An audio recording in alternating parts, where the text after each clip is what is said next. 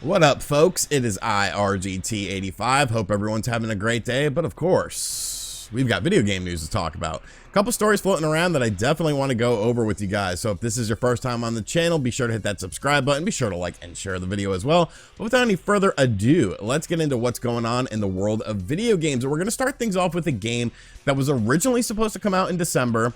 I was probably one of the 10 people that was really looking forward to it, and that is Advance Wars 1 and 2 Reboot Camp. Now, these were remakes of the first two games that released on the Game Boy Advance. Just fantastic strategy games, like just so much fun, and they were really games that, you know, some people didn't play them because of the aesthetic of them, but once you played them, like, these are some of the best tactical RPG games or strategy RPG games that I've ever played. And so when this was announced as getting a new, coat of paint and coming over to the Switch with online stuff, I was really looking forward to it. It was originally supposed to come out in the month of December, but like we talked about a few days ago on the channel, that game has now been delayed. Nintendo said that it would come out in spring of 2022, which early half of 2022 is shaping up to be absolutely insane, but they didn't give a concrete release date. Well, if you go over to the Switch eShop, we might actually have that release date, because when you go over and look at the game now on the Nintendo Switch's eShop, it says that it is coming out on April 8th of 2022. So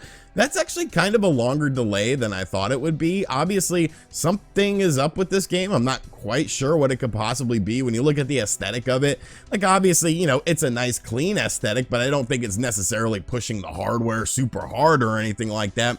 So I don't know, why such the delay, 4 months? I guess that's not all that much in the grand scheme of things, but it is kind of weird. Now, Nintendo themselves have not confirmed this new release date yet, but I mean, like I said, it's right there on the Nintendo Switch's eShop. It's actually across the eShop in all regions as well. So it does seem like this game will be coming out on April 8th. So it's cool. Now I just have to wait a couple months. So seriously, guys, if you've never played an Advance Wars game, this is probably going to be a really great way to play them. If you enjoy strategy RPGs, this is a great franchise that, much like a lot of Nintendo franchises, they've just kind of forgotten about. So it looks like Advance Wars 1 and 2 Reboot Camp is coming out on April 8th now of 2022. Hopefully there's no more delays with the game, because, well, if it gets delayed again, then there's something really wrong with it. I don't want a cyberpunk situation. Next up, as you guys are well aware, I am a cheap person. I am a cheap person in all aspects of life, especially when it comes to video games. And most of the time I say, can you really complain about free video games? If you have a service or something like that, and a company is giving you games, can you really get all that angry about it? But I'm kind of going to go back on that, maybe just a little bit, because there's one service, there's one platform that is just absolute garbage, absolute just crap ass stuff. And it's like they do this every freaking month, and it's gotten to the point of where it's like you just expect this lineup to be absolutely horrible, and it's like maybe you should scratch it and then make your subscription service a bit less. And that is Xbox Games with Gold. Now, Xbox Games with Gold used to be awesome, because it used to be the only way you could get free stuff from Microsoft. I say free, but it's basically included in your online subscription, and they used to have really good game libraries and really good game lineups. And then, of course, Game Pass came along, and it seemed like that sort of stole the thunder of Games with Gold. And ever since Game Pass has become more and more prominent, Games with Gold has just become more and more crappy. Looking at this new month of Games with Gold for that month of November, this is absolutely ridiculous. And I think the thing that bothers me the most about it is how Xbox tries to hype it up. They make the little YouTube video with Major Nelson narrating it, which I don't get that whole Major Nelson thing. Was he military, or was he a part of the troops or something, or is this just like a moniker? Because when I see him, I see just a random old man, and it's like, why am I calling him Major Nelson? Like, this is ridiculous. But the new games for Xbox Games with Gold were just announced for the month of November, and they made this YouTube video, they do this little press release, and they try to hype it up, and it's just like, did you look at the games? Like, nobody cares about this stuff. So coming out in the next month of November for Games with Gold, we have Moving Out, which looks a lot like Overcooked, except it's moving stuff. I remember this game coming out. Kingdom 2 Crowns, I've never heard of this game before. Rocket Knight, which we're going to talk about a little bit more in just a minute. And Lego Batman 2 DC Superheroes. Now, it's just like, nobody's clamoring for these games. This isn't something that's going to make people sign up. for the Xbox Live service to get games with gold. They say that the games are an $80 value, and it's like, no, they're not. Like, maybe at the MSRP of when these games first came out, sure, I will give you that. But it's like, Lego Batman 2, like, I've seen that game for like 99 cents at GameStop for a physical copy before. Like, don't piss on my leg and then tell me it's raining. But what really pisses me off about this presentation was how they handled Rocket Knight, because they said that Rocket Knight was the next game in the Sparkster series, and it's like, no, I don't think that's how that works, because when you think about the Rocket Knight games, or the Sparkster games as Xbox likes to call them, you had, of course, Rocket Knight Adventures on the Sega Genesis, you had Sparkster on the Super Nintendo, and then the Sparkster got ported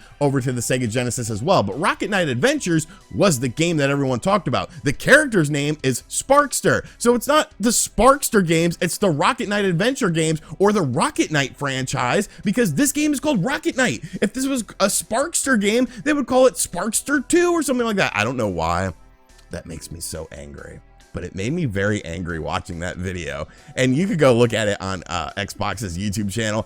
I don't know, but like, let's be realistic here. These games are garbage. There's no reason for this to be a thing. And the fact that it gets promoted, it's like, yes, I understand why they promote it, because it's somewhat of an incentive. It's just ridiculous to me. Like have better games or get rid of it. If you got rid of games with gold and then you made the price of Xbox Live like $10 cheaper, I think in the long run, that would be a smarter business decision, because now those consumers have $10 to save with their Xbox Live subscription, and they would probably just put that towards Game Pass, and you would get more people to sign up for Game Pass. So I don't know, man. I just wanted to rant about this a little bit. I'm sure people are going to roast me in the comments because, it's a first world problem. It's like, this whole channel is about first world problems. This whole channel is about video games. But yes, games with gold, it's time. Just end it.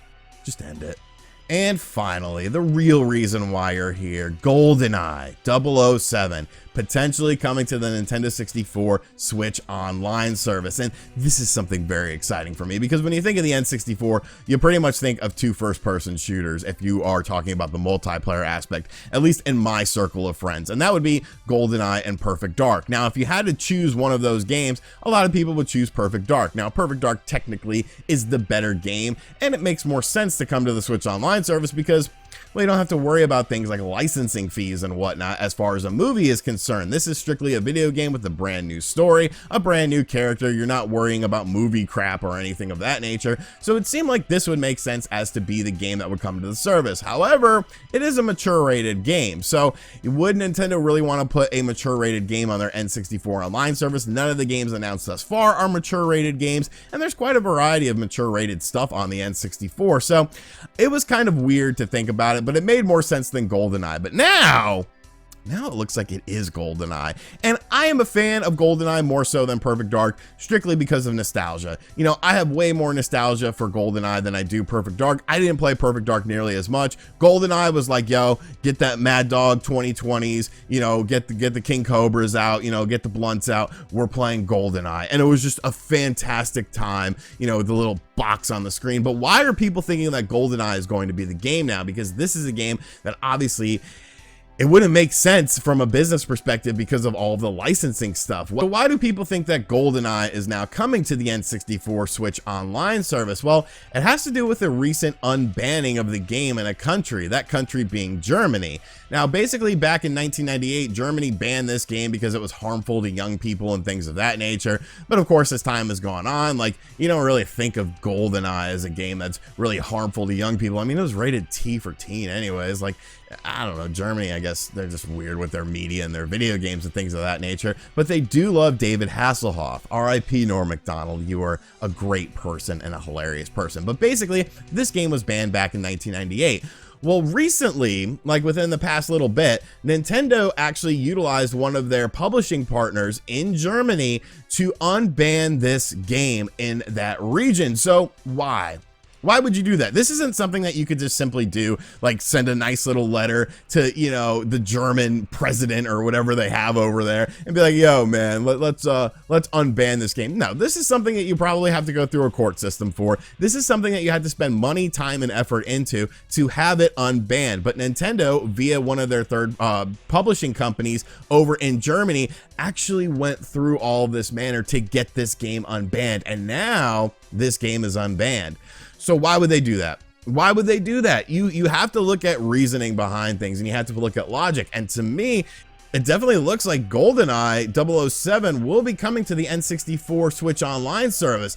And that's a game. That is a game. Imagine, granted, they do have to fix some of the emulation issues, especially on the online portion of things. But like I said in my video, you know, most of my online experiences were actually pretty good when I was playing with the homies. But imagine playing GoldenEye 007 online on your Nintendo Switch. Like that's heavenly right there. Like that is something that people would sign up for this service for. Like games like Super Mario 64, Ocarina of Time, you've played those games a million times before, but GoldenEye 007, like that would be amazing. That would be so good. And I really feel like there is a good chance of this. Of course, we had that leaked list that came out like 2 days ago. I think we talked about it on the channel, and there's a lot of gaps in there. So, you know, between Dr. Mario and I think it was Mario Party or something like that, there was a few games in there that would fall into that gap. So, you know, it was an alphabetical list. G is of course after D, but before M. So I don't know, man. If they announce this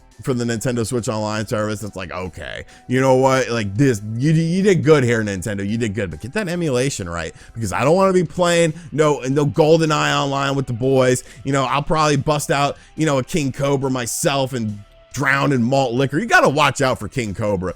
I remember drinking King Cobra back in the day. Some nights I would have like 2 bottles of it and it would be fine. We're talking about 40-ounce bottles here. I would drink 2 Cobras and I'd be all right. Sometimes you drink like a half a bottle and the Cobra bites you and you're just like on your ass. Like don't underage drink. It's probably not good for you. It's probably not good for you. But GoldenEye 007 coming to the Nintendo Switch via the Nintendo 64 online service.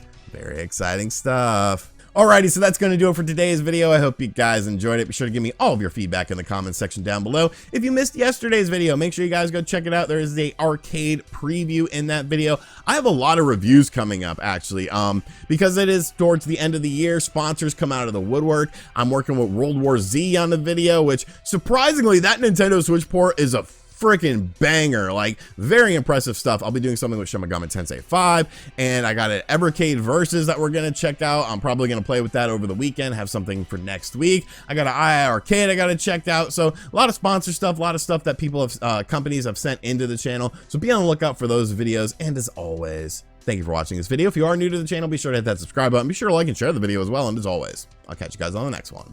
Later.